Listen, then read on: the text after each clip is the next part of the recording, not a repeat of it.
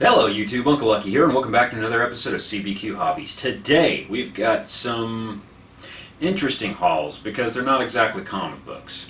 My wife and I like to go to this place up in the city. We don't get to go there often, mind you, because it is just over an hour away, I think, for us to drive there. But if there is some business or something we have way up in the city, we will go and visit this place. It's called Vintage Stock. And Vintage Stock is one amazing store. They have got a hodgepodge of everything you could ever want if you're into retro and throwback and old school, any other thing you can throw in there. It's a good store. It really is. They have DVDs. Now, DVDs is an interesting thing because when we talk about DVDs, living in the day and age where everybody seems to download all of their movies and stream and Netflix and all of that kind of stuff, DVDs you would think is on its way out the door, but I mean there are so many DVDs that I still see. Walmart on shelves, go to Vintage Stock, all these different stores still sell DVDs like mad, so it's interesting. So we walk into Vintage Stock. Vintage Stock has video games, but, you know, less new video games as opposed to old school video games, Atari, PlayStation, the original stuff, the original Xbox kind of stuff. They've got all the old school gaming there, which we're really into. We've really gotten into to the older gaming here lately. And they've got comic books. They've got long boxes full of comic books, off the wall stuff, just everything. But they don't have they don't have a lot of the newer comic books. They don't have a whole bunch of subscription-based stuff that would be on the shelves, which is interesting to me. They've got long boxes all over the place, thousands of comic books, but they don't have any of the newer ones. They've got like 5 specific DC, 5 specific Marvel on a little rack on the wall, and then all the rest is just long box stuff. It's kind of funny to me the way they got it set up.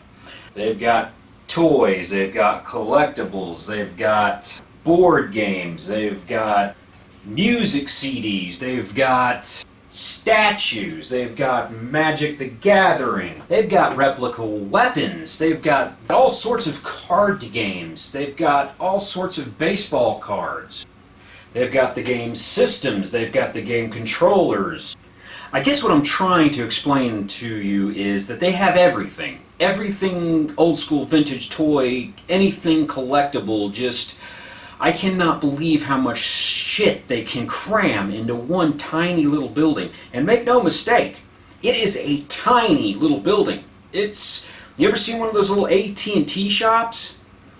It's like that. I mean, it's not a building that you would expect.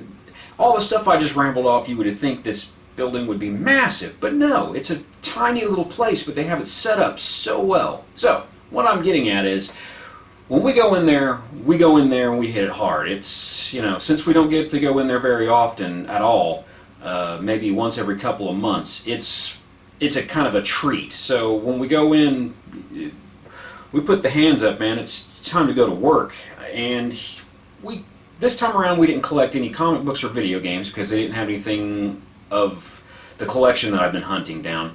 But they did have a lot of TV shows.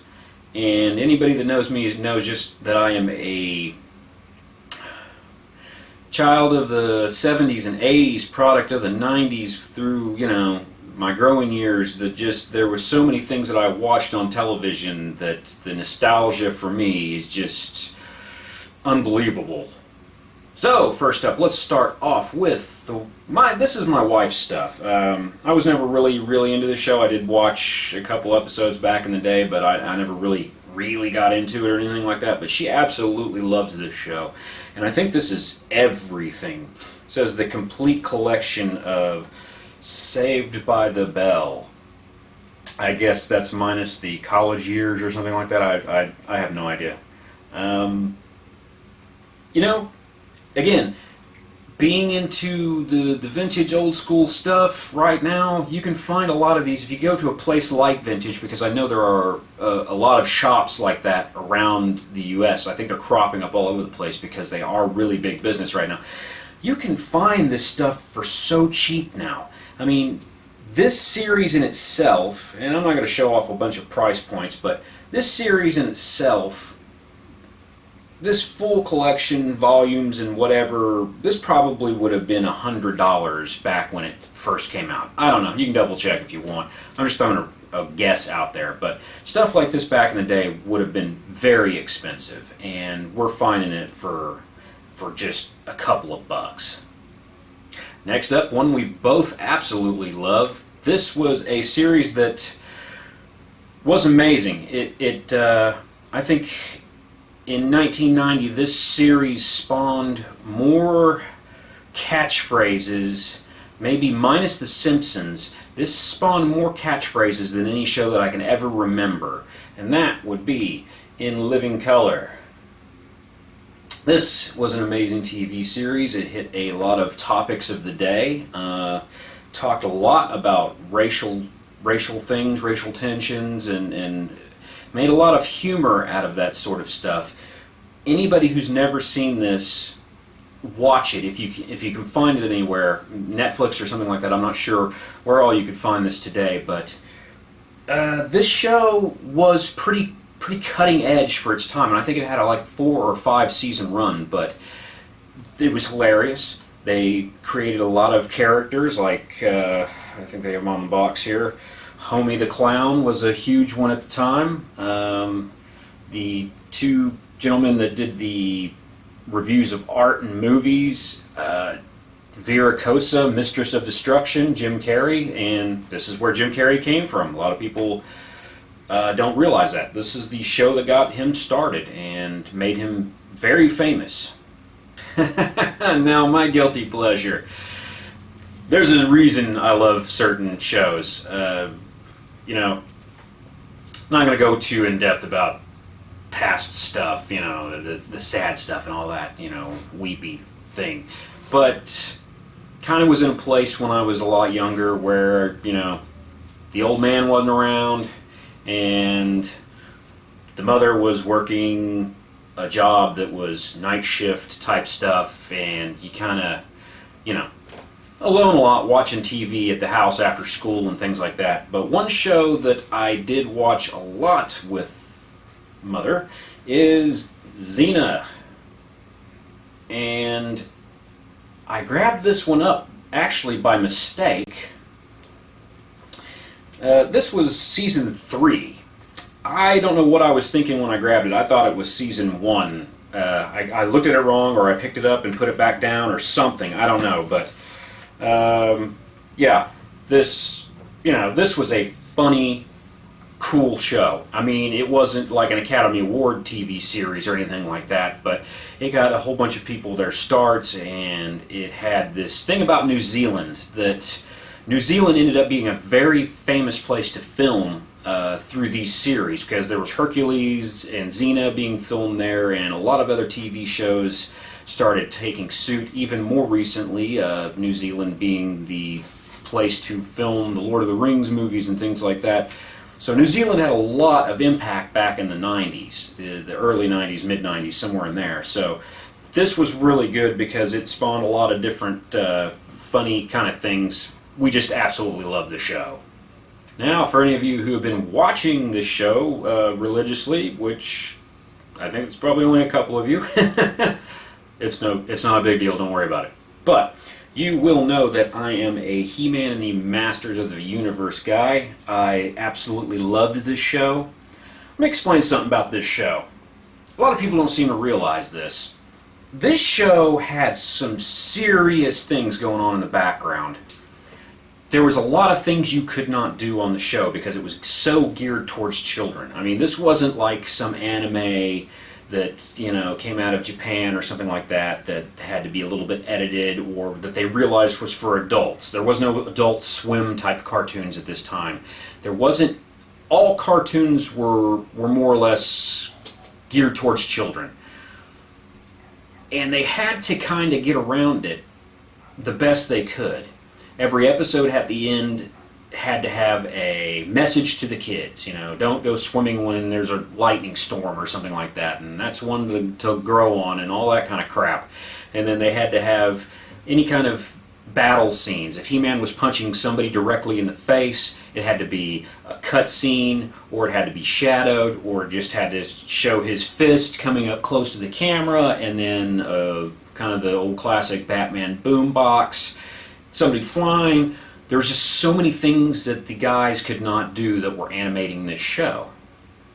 But if you really watch this show, and you take out the cheesy parts of it, the stuff that's geared towards the kids, this has a really amazing fantasy element to it. It's got really deep, dark, rich kind of a backstory that you kind of have to hunt for. Look at the background scenes when you're watching the show. The background scenes, they've created this entire world, and it would be such a neat thing to see in a movie. As a matter of fact, I told my wife one day when we were watching the second Thor movie. Any of you watched the second Thor movie? That is like a live-action version of being in a He-Man universe. It's the closest thing I've ever seen because of the way everything works in the Thor universe. It seemed very He-Man to me. But the stories, if you really thought about them, could be very dark. Stuff that kids didn't pick up on back then. It was just a really amazing series for what it was. Just the first season, mind you. I mean, there was a lot of seasons to it, but the first season was when they were finding their way, and they were secretly doing all this stuff, and they were kind of getting in trouble for some of their animations and things. They were still finding their way, so Skeletor is also still a little bit more of a prick than he was in the rest of the seasons. In the rest of the seasons, he became very comical, but in this first season, I'll tell you what, he was downright nasty. Which one of you said He-Man's cheesy? And finally, if any of you have ever seen this show, I would actually be amazed. It had a one-season run. Comment below if you would, if you've ever seen the show and what you thought of it, because it was so short-lived, based off of book series, the Dresden Files. Now, if you look really closely, any of you who watch the CW might even recognize the lead actor there that plays Dresden. That is Mr. Blackthorne himself on the CW's Arrow, and this was the first thing I ever saw him in, and he played it at his New York-style accent so well that for years I still didn't know that he was from England. It kind of threw me off the first time I saw him on an interview and he was using a British accent. I didn't even know what to think. Hello, my name's Paul Blackthorne, and you're watching CBQ Hobbies. So I'm just reading this right up here. It says, based on Jim Butcher's best-selling novels, the Dresden Files chronicles the case of no ordinary detective. Harry Dresden, Paul Blackthorne, is a wizard, the only one listed in the Chicago phone book. He's got a handle on the crimes that can't be solved by anyone else. Paranormal? No problem. Dresden deals in all matters of supernatural threats. If you need a little hocus-pocus on otherworldly device, Dresden's your man. Says, first season. Says the first season on DVD. It was the only season on DVD. Well, there you go. That's going to do it for some of these hauls. Not comic books. Sorry about that. Having a hard time with the comic book situation right now, guys. I have to order them, or I have to go find a comic book store somewhere that's miles and miles and miles and miles away. Hastings, now that they are closing down and it's official, is no longer getting any shipments of comic books. As a matter of fact, we were in there yesterday, and it looks like a madhouse because now it's 40% off on everything. Now all these people are going in there to buy everything that they want that they should have been buying before, but you know how that goes. You know, it's another, again, I'm not going to get into the rant. Another mom and pop shop bites the dust or whatever, so there you go. It's going to be probably a little while before I get a couple comic books in to show on my hauls, but, you know, if I can keep finding things like this, it'd be probably keep me going. You know, I still have other things I'm going to film, so I'll catch you guys on the next episode. Have a good one.